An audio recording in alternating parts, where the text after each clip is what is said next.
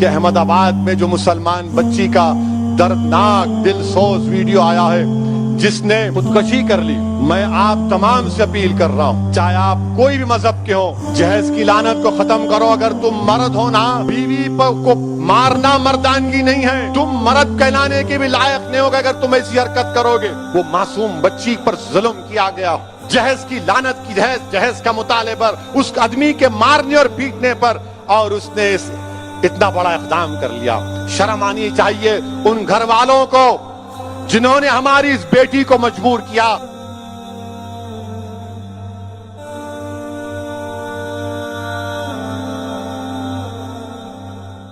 کہ احمد آباد میں جو مسلمان بچی کا دردناک دل سوز ویڈیو آیا ہے جس نے خودکشی کر لی، میں آپ تمام سے اپیل کر رہا ہوں، چاہے آپ کوئی بھی مذہب کے ہوں، یہ جہیز کی لعنت کو ختم کرو، جہیز کی لعنت کو ختم کرو۔ اگر تم مرد ہو نا تو بیوی پر ظلم کرنا مردانگی نہیں ہے،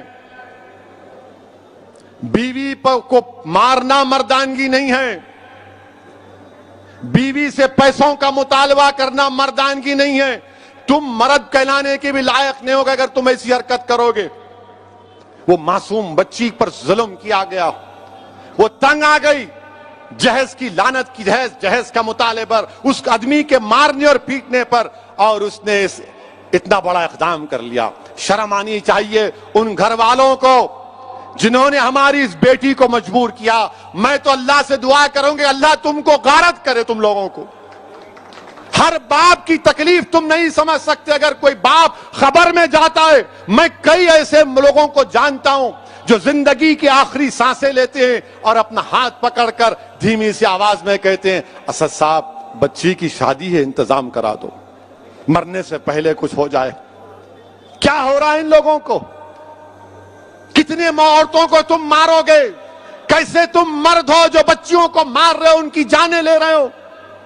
کیا تم میں انسانیت مر چکی ہے؟ اور ایسے کتنے لوگ ہیں جو اپنی بیویوں پر ظلم کرتے ہیں، تھپڑ مارتے ہیں، جہیز کا مطالبہ کرتے ہیں، حاملہ بیویوں کو ڈھکیلتے ہیں اور باہر نکل کر اپنے آپ کو بڑا فرشتہ کہلاتے ہیں۔ ارے یاد رکھو، تم دنیا کو دھوکہ دے سکتے ہو مگر اللہ کو نہیں دیکھ سکتے۔ اللہ دیکھ رہا ہے، اللہ سمجھ رہا ہے، اور اللہ ضرور مظلوم کا ساتھ دے گا، اللہ مظلوم کا ساتھ دے گا۔ میں ان تمام مسلمانوں سے اپیل کر رہا ہوں، اللہ کے رسول صلی اللہ علیہ وسلم نے ارشاد فرمایا تھا کہ تم میں سب سے بہترین وہ ہے جو اپنے گھر والوں سے اچھا ہے، بہترین اخلاق اس کے ہیں جو اپنی بیویوں سے اچھا برتاؤ کرے گا۔ یاد رکھو، اگر تم اپنی بیویوں کو مارو گے تو کل یہی مار کا تم کو حساب حشر کے میدان میں دینا پڑے گا۔ جو مسلمان ہیں، بتاؤ میرے کو ایک مثال دو کہ ہمارے نبی، ہمارے رسول جن کے نام کے خیرات کا صدقہ ہم کھاتے ہیں، کیا انہوں نے کبھی ہماری امت کی ماؤں کو مارا؟ کہ اللہ کے رسول صلی اللہ علیہ وسلم کی مثال دو۔ تم کہتے ہو کہ میں محمد صلی اللہ علیہ وسلم کا امتی ہوں، ارے شرم سے ڈوب مرو۔ تم رسول اللہ کے امتی ہو اور اب بچی کو مارتے ہو، اس بچی سے جہیز کا مطالبہ کرتے ہو۔ ارے اسلام میں جہیز کا مطالبہ کرنا حرام ہے، حرام ہے، حرام ہے۔ تم سور کا گوشت بھی نہیں کھا رہے بلکہ تم حرام کام کر رہے ہو۔ ختم کرو یہ جہیز کو۔ کیا لے کے جاؤ گے خبر میں؟ حیدرآباد کی، دکن کی تاریخ بھری پڑی ہوئے محلات ہیں بادشاہوں کے، ان کے مقبرے پر آج پھول ڈالنے والا کوئی نہیں ہے۔ کیا لے کے جاؤ گے تم کسی بچی پر ظلم کر کے؟ کتنی دولت تم کو چاہیے؟ ظلم کرے اس بچی پر، تکلیف ہوتی ہے، شرمندگی ہوتی ہے۔ سوچو اس بات کو، ختم کرو ان برائیوں کو اپنے معاشرے سے۔ بچیاں، اللہ کے رسول صلی اللہ علیہ وسلم مسلمانوں کے لیے کہہ رہا ہوں بلکہ دنیا کو بتا رہا ہوں کہ ہمارے رسول صلی اللہ علیہ وسلم جب اپنے بیٹی سے ملنے جاتے، شہزادی جنت سے، یا وہ آتی، اللہ کے رسول صلی اللہ علیہ وسلم اپنی صاحبزادی کے لیے کھڑے ہو جاتے، بیٹی کے لیے کھڑے ہو جاتے تھے، حضرت فاطمہ کے لیے پیشانی پر بوسہ دیتے اپنی بیٹی کو۔ اور تم کیا کر رہے ہو؟ मेरे अजीज दोस्तों और बुजुर्गों, ये मंजलिस के जिम्मेदारों का जलसा है। हमारी भी कोशिश होनी चाहिए कि पहले अगर हमारे घर में ऐसा हो रहा है, इसका खात्मा करो। हमारे महल्ले में हो रहा है, समझाओ उन लोगों को। और मैं हमारी बेटियों से कहूंगा कि डरना नहीं, तुम हरगिज अपनी जान नहीं लेना।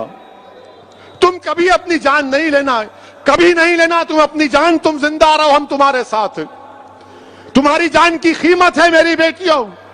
अगर तुम्हारा बाप तकलीफ में, तो हम भी तकलीफ में, मगर कभी अपनी जान मत लो। छोड़ो, लात मारो उस गधे को, उस जालिम को जो तुमको मारता है, तुमसे जहज का मुतालबा करता है। तुम्हारी जिंदगी बहुत बड़ी है, लात मारो उसको, कानून को इस्तेमाल करो। मत गुजारो ऐसे जालिमों के साथ जिंदगी। क्या फायदा उस बाप पर क्या बीत रही होगी जो वीडियो देखा होगा अपनी बच्ची की मौत का, जिंदा रहते हुए मर गया होगा अगर जिंदा है तो। मेरे अजीज दोस्तों और बुजुर्गों, इस बुराई का खात्मा हमको करना है। औरतों का साथ देना है। औरतों को हकीर मत समझो, औरतों का साथ दो। इनको हमको माशरे में आगे बढ़ाना है।